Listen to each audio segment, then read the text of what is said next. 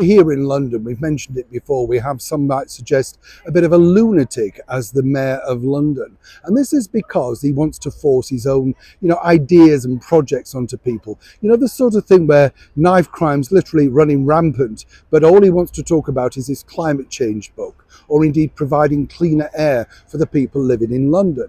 But now, according to a very well-placed source, and at City Hall indeed, the Mayor of London has other plans. And if he gets back in for a third term this coming May, this is apparently what he plans to do next. It might just shock you. As ever, let me explain. Good morning, Neil Sean here in the very heart of London. Thank you so much for joining me. I know we've mentioned this particular individual before, but he's so divisive, and I'm sure it's the same in your part of the world. These are budding politicians who, fall short at every single level of the things that you want them to deliver. But of course, as long as they're doing the woke thing, talking about climate change or providing, stress-free air or something like that, oh, it's marvelous, isn't it? They travel around the world getting free airline tickets, but you and I are supposed to walk as much as we can to save the planet. But now he recently announced this, that over here in London, you don't necessarily have to speak English to become a taxi driver.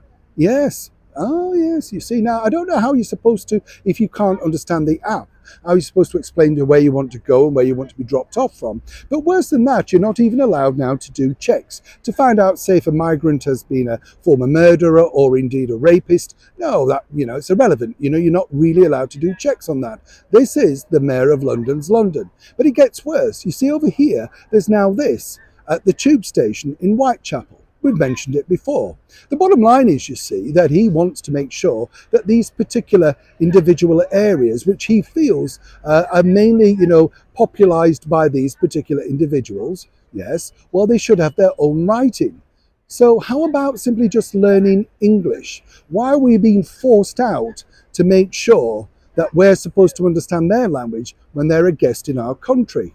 Now, what you don't know is he'd like to roll this out to all the areas that he feels are non-inclusive, particular areas, where there are condensed elements of a certain, ethnic minority.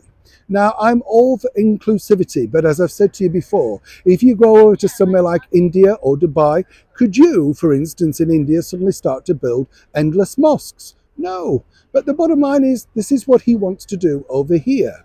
And if you come into London, you'll see a dramatic change in the way that people are behaving. But the bottom line is, he doesn't really care about the English way of life. Every single weekend, we have endless marches in the very centre of London, which could be stopped, blocked and banned. And people who have spent an inordinate amount of money to come and see a wonderful West End show like Phantom or Les Mis have to miss out and then get their money back if they're lucky, because they simply can't get into London because the streets are blocked off and crammed with protesters. But back to this. Apparently, this could now be the norm come May 2024. Is this what you want for London too? Neil Sean in the very heart of London.